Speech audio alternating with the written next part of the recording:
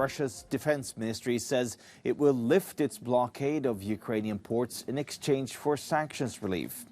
More than 20 million tons of grain have been grounded at Ukraine's Black Sea ports since Russia invaded the country more than 3 months ago. Experts say the fall in wheat and grain exports has contributed towards the growing global food crisis. Speaking at a news conference in Sarajevo, UK Foreign Secretary Liz Truss accused Moscow of hurting the world's poorest people. In my view, it is completely appalling that Putin is trying to hold the world to ransom, and he's essentially weaponizing hunger and lack of food amongst the poorest people around the world. We simply cannot allow this to happen. Putin needs to remove the blockade on Ukrainian grain. We will do all with our allies and partners to get the grain out of Ukraine and supply the rest of the world. Now let's bring in our international correspondent Annalise Borges, who joins us now live from Odessa. Annalise, good to see you. Paint a picture for us. What does it look like there in this Ukrainian port city with all these ships that are unable to leave Ukraine?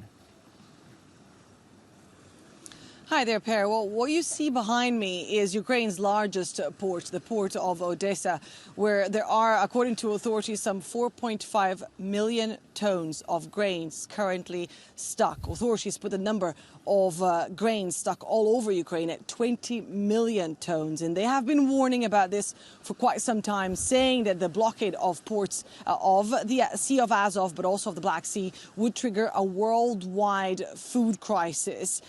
We heard that Russia would be opening this safe corridor so that, very importantly, foreign ships could leave Mariupol through the Sea of Azov, but also other ports here in the Black Sea. Yesterday, that safe corridor should be opened today. We have yet to get confirmation as to whether or not any of these vessels were able to leave. But what is important to note is that Russia is saying that only foreign ships would leave for now, and that they would wait for sanctions to be lifted so that some of the Ukrainian exports could actually be liberated. Ukrainian authorities have been trying to work around this blockade, have been trying to look for other alternatives. We've learned that some of the grains have been exported through railway and also through trucks.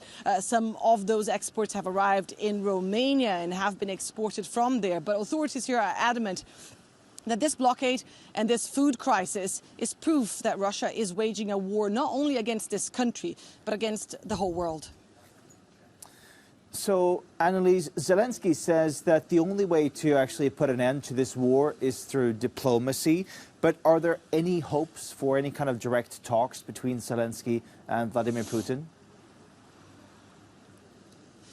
Oh, it's a very difficult question to answer at this stage, Per. We have been hearing from Volodymyr Zelensky since before this invasion actually happened. He said that he would be ready to meet Vladimir Putin time and time again. Throughout the last 3 months, he has repeated that offer. But so far, no news from Moscow on whether or not the Russian president would be ready to accept that meeting. Those talks, those peace talks, have all but stalled. We have heard from one of Ukraine's top negotiators who said that there would be no talks until Russia withdrew all of its troops from Ukrainian territory. Volodymyr Zelensky has since said that there could be negotiations once again if Russia was sincere and was willing to sit down at the table. But we, once again, have not heard from any of the Russian negotiators on whether or not they would resume those talks that